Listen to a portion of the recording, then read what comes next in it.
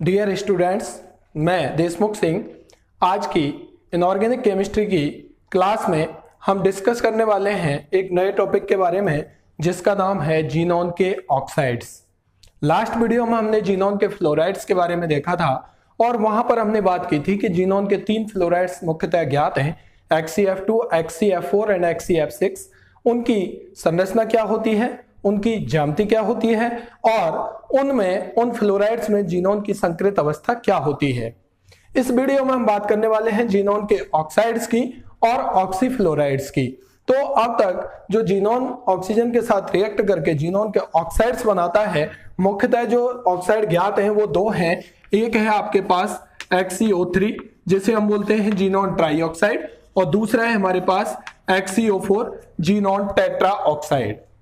अब हमें बात करनी है यहां पर कि इस XeO3 that means xenon trioxide में जीनोन परमाणु की संकृत अवस्था क्या है, इसकी ज्यामिति क्या होगी, इसकी संरचना क्या होगी, इसमें बॉन्ड पेयर और लोन पेयर कितने हैं। तो जैसा कि मैंने आपको पहले वीडियोज में बताया है कि संकरण निकालने के लिए क्या तरीका होना चाहिए, उसी तरीके का मैं यूज करता हूं और फॉर्मूले को इंक्लूड करते हुए मैं बात करता हूं। तो मैंने एक फॉर्मूला बताया था कि n का मान हमें कैलकुलेट करना है।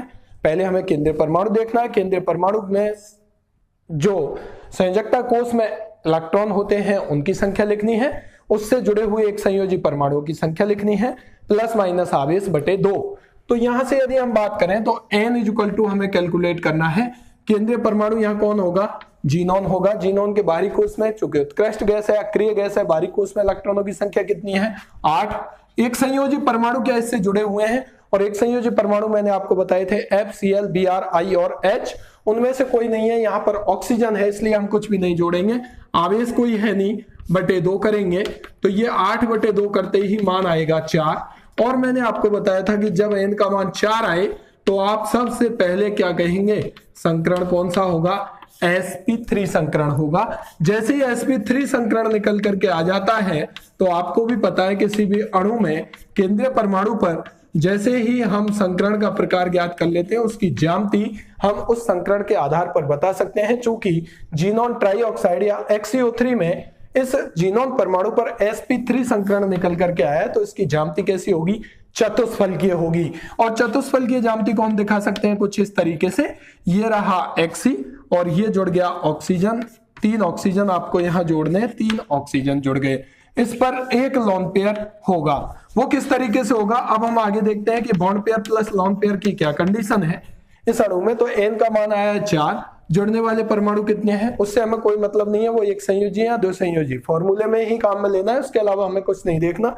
जुड़ने वाले परमाणु कितने हैं, 3, इसका मतलब 3 तो बॉन्ड पेयर है और एक क्या है, लोन पेयर। मान आया था 4, जुड़ने वाले हैं 3, डिफरेंस कितने का, 1 का, इसका मतलब 3 बॉन्ड पेयर और 1 लोन पेयर है। ये तो ज्यामिति हो गई इसकी चतुष्फलकीय, इसलिए मैंने यहाँ पर 3 तो बॉन्ड पेयर बनाए इसकी ज्यामिति में और 1 लोन पेयर दिखाया है।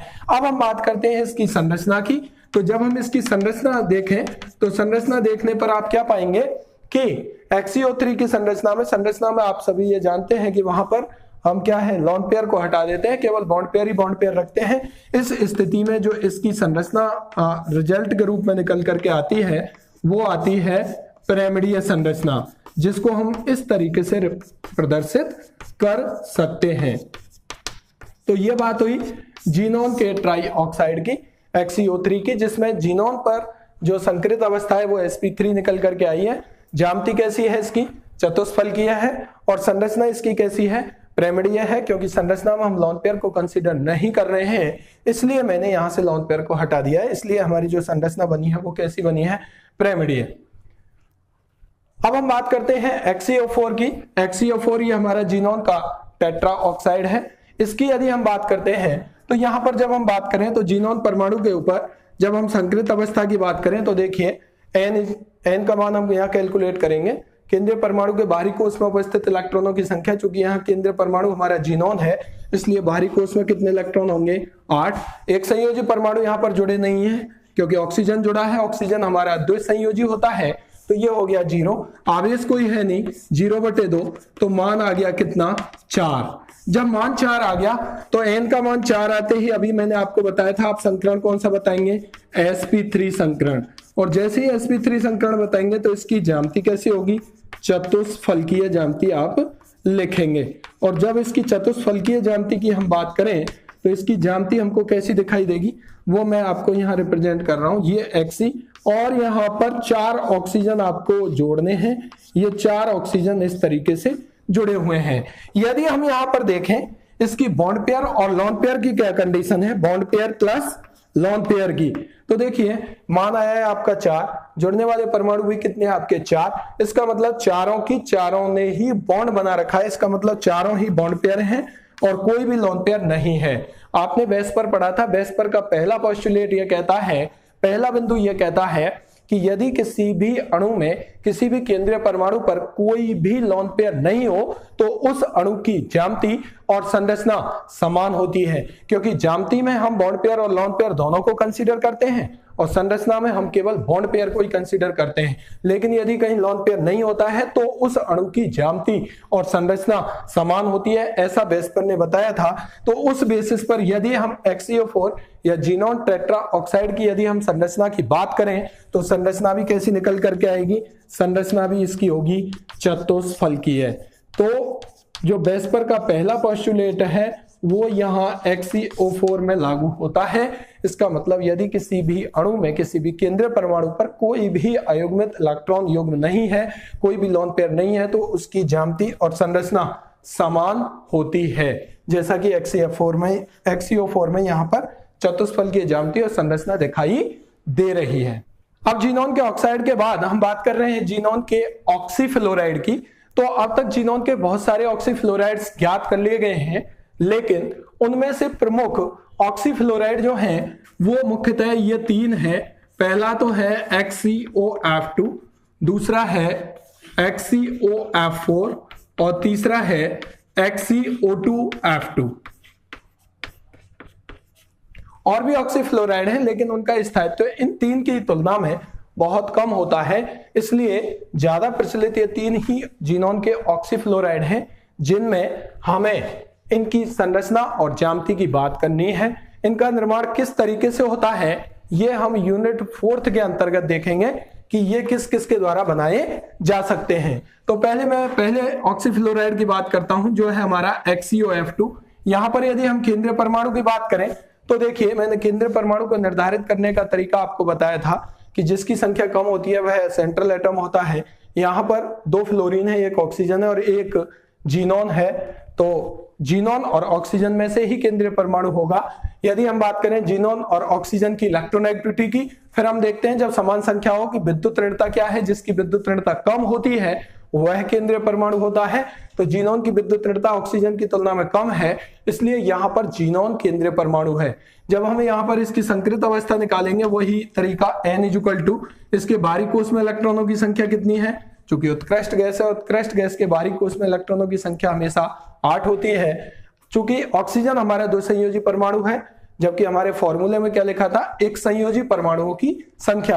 तो इससे 1 संयोजी परमाणु कितने जुड़े हुए हैं, 2। ऑक्सीजन का हम इसलिए नहीं जोड़ रहे क्योंकि ऑक्सीजन हमारा 2 संयोजी है। 1 संयोजी के रूप में हमने 2 जोड़ दिया, आवेश इस पर कोई है नहीं, बटे 2 हम यहां से करेंगे तो मान आएगा 5। और जब n का मान 5 आए तो यहां से हम दिखा सकते हैं कि इसमें कौन सा संकरण होगा, sp3d संकरण होगा। sp3d संकरण में इसकी ज्यामिति कैसी होगी, तो ज्यामिति sp3d संकरण में निकल करके आती है TBP, जिसे हम बोलते हैं त्रिकोणीय द्विप्रेमीय ज्यामिति। अब हम बात करते हैं यहाँ पर इसमें बॉन्ड पेयर और लॉन पेयर की, वो हम कैसे देखेंगे। तो देखिए इनका मान आपका निकल के आया 5, जबकि जुड़ने वाले परमाणु इस केंद्रीय परमाणु से कितने हैं, 2 फ्लोरीन है और 1 ऑक्सीजन है। इसका मतलब कितने परमाणु जुड़े हुए हैं, कुल टोटल 3, और मान आया है 5। इसका मतलब 3 तो बॉन्ड पेयर है और 2 क्या है, लॉन पेयर है। तो बॉन्ड पेयर और लॉन पेयर की जो कंडीशन है इस अणु में, इस ऑक्सीफ्लोराइड में, वो आती है 3 bond pair and 2 lone pair. अब यदि हम यहाँ पर इसकी संरचना की बात करें तो देखिए TBP ज्यामिति में इधर बनाता हूं पहले कि TBP ज्यामिति हमारी कुछ इस तरीके की होती है। ये त्रिकोणीय समतलीय भाग हम उसका दिखा सकते हैं, यहाँ पर ये बीच में Xc जुड़ा हुआ है और इससे एक ऊपर भाग और एक नीचे। अब हमें यहाँ पर 3 तो बॉन्ड पेयर दिखाने हैं और बॉन्ड पेयर के रूप में हमें कौन जोड़ना है, 2 फ्लोरीन जोड़ने हैं, 1 ऑक्सीजन जोड़ना है। और टीबीपी ज्योमेट्री में मैंने आपको बताया था कि जो more electronegative atom that means अधिक ऋण विद्युतीय तत्व होगा वह अच्छी स्थिति पर जाता है। अच्छी स्थिति हमारी ये 2 है, तो यहाँ पर दोनों फ्लोरीन्स को जोड़ दिया गया, क्योंकि फ्लोरीन और ऑक्सीजन में से फ्लोरीन की विद्युत ऋणता ज्यादा है, इसलिए वो जाएंगे यहाँ पर। अब बचा हमारे पास 1 ऑक्सीजन जिसको हमें बॉन्ड पेयर के रूप में जोड़ना है, वो जाएगा निरक्षीय जो 3 स्थितियां इनमें से एक स्थिति पर। ऑक्सीजन द्विसंयोजी होता है, इसलिए मैंने यहाँ जोड़ दिया ऑक्सीजन। 2 हो गए यहाँ पर लॉन पेयर, तो मैं लॉन पेयर को कुछ इस तरीके से यहाँ पर रिप्रेजेंट कर सकता हूँ। लॉन पेयर हमेशा निरक्षीय स्थितियों पर जाते हैं त्रिकोणीय द्विपरिमाणीय में। ये 3 होती हैं निरक्षीय स्थितियां और 2 होती हैं अच्छी स्थितियां। ये बात हो गई इसकी ज्यामिति की। चूंकि ज्यामिति में हम बॉन्ड पेयर लॉन पेयर दोनों को कंसीडर करते हैं। अगर हम बात करें यहाँ पर संरचना की, तो संरचना में दोनों लॉन पेयरों को हटाना पड़ेगा, और जैसे ही हम दोनों लॉन पेयरों को हटाएंगे तो ये जीनोन का जो ऑक्सीफ्लोराइड है वो कुछ इस रूप में दिखाई देगा। ये Xc, ये डबल बॉन्ड O, ये F और ये F। तो इसकी संरचना जस्ट लाइक आपको किस आकार की दिखाई दे रही है, टी आकार की संरचना आपको दिखाई दे रही है। जो मैंने टेबल आपको बनाई थी, उस टेबल में मैंने sp3d संकरण में 4 कंडीशन लिखी थी। उनमें से एक कंडीशन में जब बॉन्ड पेयर 3 हो, लॉन पेयर 2 हो, तो कैसी संरचना बताई थी वहां पर, टी आकार। तो ये XeOF2 का जो अणु है वो टी आकार की संरचना एवं टीबीपी त्रिकोणीय द्विपरिमाणीय ज्यामिति को प्रदर्शित करेगा, जिसमें जीनोन की संकृत अवस्था sp3d होगी। यदि हम बात करें इस दूसरे ऑक्सीफ्लोराइड की जिसका नाम है XeOF4, यहां पर जीनोन की यदि हम संकृत अवस्था देखें तो n = केंद्र परमाणु हमारा जीनोन होगा। वो मैंने कारण यहां पर आपको स्पष्ट कर दिया था। यहां पर बाहरी कोश में इलेक्ट्रॉनों की संख्या देखेंगे तो कितनी हो गई, 8। ये द्विसंयोजी है, ये एक संयोजी है। कितने हैं एक संयोजी, 4। आवेश कोई है नहीं, बटे 2। जो हमारा तरीका है उससे ही हम चल रहे हैं। 12/2 मान आया 6। जब n का मान 6 आए, मैंने क्या बताया आपको, संकरण कौन सा होगा, sp3d2 संकरण होगा।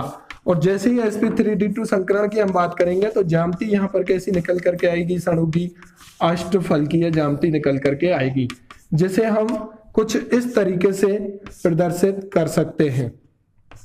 ये केंद्रीय परमाणु होगा और ये एक ऊपर और एक नीचे। यदि हम यहाँ पर बॉन्ड पेयर और लॉन पेयर की बात करते हैं तो देखिए मान आया निकल करके 6।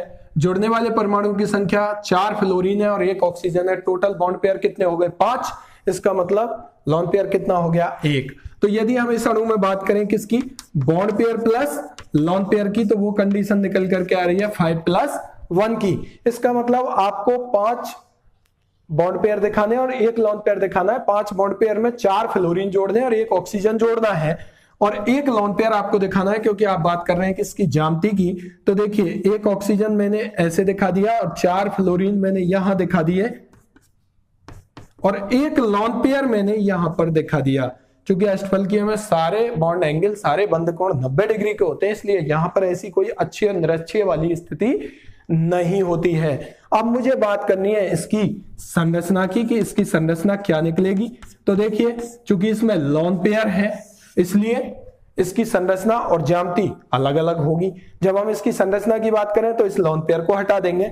लॉन पेयर को हटाने के बाद इसकी जो संरचना निकल करके आएगी वो कुछ इस तरीके की आपको दिखाई देगी।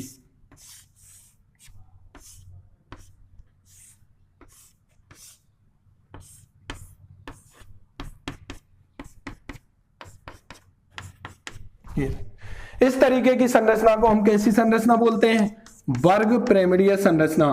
जब भी अष्टफलकीय की मैंने सारणी जो बनाई थी, उस सारणी में मैंने 3 कंडीशन बताई थी sp3d2 संकरण में। यदि 6+0 आए तो उसकी संरचना अष्टफलकीय ही होगी।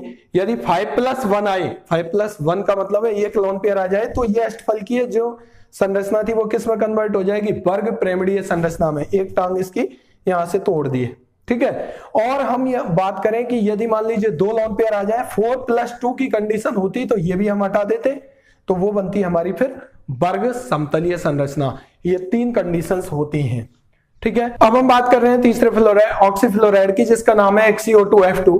तो देखिए यहां पर वही संकरण का प्रकार, यदि हम जीनोन केंद्रीय परमाणु है इस पर देखें तो n इक्वल टू केंद्रीय परमाणु के संयोजकता कोष में उपस्थित इलेक्ट्रॉन कितने हैं 8। एक संयोजी परमाणु, ये 2 संयोजी है, एक संयोजी है 5 में से जुड़ा हुआ है एक, तो कितने हैं 2, आवेश कोई है नहीं बटे 2, तो ये मान आ गया 10 बटे 2, मान आया 5। और जब n का मान 5 आए तो संकरण मैंने आपको क्या बता रखा है sp3d संकरण, ठीक है, 1 और 3 4 और 1 5। और sp3d संकरण आते ही इसकी ज्यामिति कैसी होगी, त्रिकोणीय द्विप्रेमीय ज्यामिति आप बना सकते हैं। अगर हम बात करें यहां पर इसके bond pair plus lone pair की क्या कंडीशन है, तो देखिए मान आया है 5, जुड़ने वाले कितने हैं 2 और 2 4, तो इसका मतलब 4 तो बॉन्ड पेयर है और 1 क्या है लोन पेयर है, तो स्थिति आ गई 4+1। तो जब हम बात करें कि इसकी संरचना कैसी हमको दिखाई देगी, तो लोन पेयर के आते ही ये आपको पता चल गया कि इसकी संरचना और ज्यामिति अलग अलग होगी, क्योंकि बेस्पर ने यह कहा था जिस अणु में केंद्रीय परमाणु पर कोई भी लोन पेयर नहीं होता उसकी संरचना और ज्यामिति समान होती है। लेकिन जैसे ही दूसरा पोस्टुलेट ये कहता है कि जैसे ही लोन पेयर आ जाता है किसी भी अणु में किसी भी केंद्रीय परमाणु के पास, तो वह विकृत रूप में आ जाता है, उसकी ज्यामिति और संरचना अलग अलग हो जाती है। तो यहां पर हम बात करें इसकी, तो इस वजह से यदि हम इसकी संरचना को देखें कि XeO2F2 की संरचना क्या होगी, तो इससे पहले हम बात कर लेते हैं इसकी ज्यामिति की। ज्यामिति तो संकरण के आधार पर निर्धारित होती है और संरचना बॉन्ड पेयर और लोन पेयर के आधार पर डिसाइड करते हैं। तो हम यहां पर इसकी ज्यामिति यदि बनाए तो वो ज्यामिति कुछ इस तरीके से बनेगी। ये है आपका Xe और मैं त्रिकोणीय द्विप्रेमीय ज्यामिति यहां बना रहा हूं, और एक ऊपर और एक नीचे। आपको पता है ऊपर नीचे वाली जो कंडीशन है वो अच्छी होती है, और ये वाली त्रिकोणीय समतलीय वाली जो कंडीशन है वो निरक्षीय है। यहां पर जो मोर इलेक्ट्रोनेगेटिव एटम होता है वो ऊपर जाता है, कहां अच्छी स्थितियों पर जाता है, इसलिए मैंने दोनों फ्लोरीन को कहां जोड़ा है अच्छी स्थितियों पर जोड़ा है। अब मुझे 2 ऑक्सीजन भी जोड़ने हैं, 2 ऑक्सीजन में कहां जोड़ूंगा, द्विसंयोजी है, द्विसंयोजी है, ठीक है, डबल बॉन्ड से जोड़ दिया, और एक लोन पेयर है, तो एक लोन पेयर को मैं दिखा देता हूं निरक्षीय, क्योंकि अधिक ऋण विद्युतीय तत्व त्रिकोणीय द्विप्रेमीय ज्यामिति में हमेशा अच्छी स्थिति पर जाता है और लोन पेयर हमेशा निरक्षीय स्थितियों पर जाता है, ठीक है। अगर हम अब यहां पर, ये तो हो गई इसकी टीबीपी ज्यामिति, त्रिकोणीय द्विप्रेमीय ज्यामिति। अगर हम इसकी संरचना की बात करें तो मैंने आपको बता रखा है कि ज्यामिति और संरचना में इतना सा अंतर है कि यहां पर हम बॉन्ड पेयर लोन पेयर दोनों को दिखाते हैं, यहां पर हम केवल और केवल बॉन्ड पेयर को दिखाते हैं, बंदी इलेक्ट्रॉन युग्मों को। तो जैसे ही मैं लोन पेयर को इस टीबीपी ज्यामिति में से हटाऊंगा, ये वाला पोर्शन में खत्म करूंगा, तो ये कुछ इस तरीके से आपको दिखाई देगा। ये Xe, ये F, ये F, ये डबल बॉन्ड O और ये डबल बॉन्ड O, इस तरीके का अणु ये दिखाई देगा। ये लोन पेयर हमने खत्म कर दिया जो इधर दिखाई दे रहा था। कैसी आकार की संरचना बनी है, के आकार, वो बात अलग है, ये आपको उल्टा दिखाई दे रहा है, लेकिन ये किस आकार की संरचना है, के आकार की, क्योंकि sp3d संकरण में मैंने आपको ये 4 कंडीशन बताई थी। यदि ये कंडीशन हो तो संरचना कैसी बनती है, संरचना भी टीबीपी बनती है, क्योंकि यहाँ पर कोई भी लोन पेयर नहीं है। एक लोन पेयर आते ही एक टांग तोड़ दो इस टीबीपी में से, ये टांग जैसे इसकी तोड़ी तो कैसा आकार बना, के आकार, ठीक है। 2 लोन पेयर आते ही, 2 लोन पेयर आते ही इधर 2 लोन पेयर लगा दें, 1 और 2 यहां से हटाएंगे तो ये कैसा आकार बना था, जैसे बना था XeOF2 में, कैसा बना था, टी आकार। भाई 2 लोन पेयर यदि होंगे तो यहां पर आप ये महसूस करके चलें कि यहां पर लोन पेयर और लोन पेयर है, ठीक है, और यहां पर मान लीजिए कोई अणु जुड़ा है, ठीक है, तो ये दोनों हटेंगे तो ये कैसे आकार का बनेगा, टी आकार का। अगर 2+3 की कंडीशन आ जाए, मतलब 3 लोन पेयर हो, इधर भी कुछ नहीं जुड़ा हो, इधर भी लोन पेयर ही हो, तो इन तीनों को हटाना पड़ेगा, तीनों को हटाएंगे तो कैसी संरचना बनेगी, संरचना बनेगी कुछ इस आकार की, जैसा आपने जीनोन के फ्लोराइड में देखा था XeF2 में, तो यहां पर बनती है संरचना रेखीय। तो यह बात हुई जीनोन के ऑक्साइड्स, जीनोन के फ्लोराइड्स और जीनोन के ऑक्सीफ्लोराइड में जीनोन की संकृत अवस्था क्या होती है, उसकी ज्यामिति क्या होगी, उसकी संरचना क्या होगी, उसमें बॉन्ड पेयर और लोन पेयर कितने होंगे, और यह संरचना ज्यामिति से भिन्न होगी या समान होगी। अगली क्लास में हम बात करेंगे द्विध्रुव आघूर्ण की।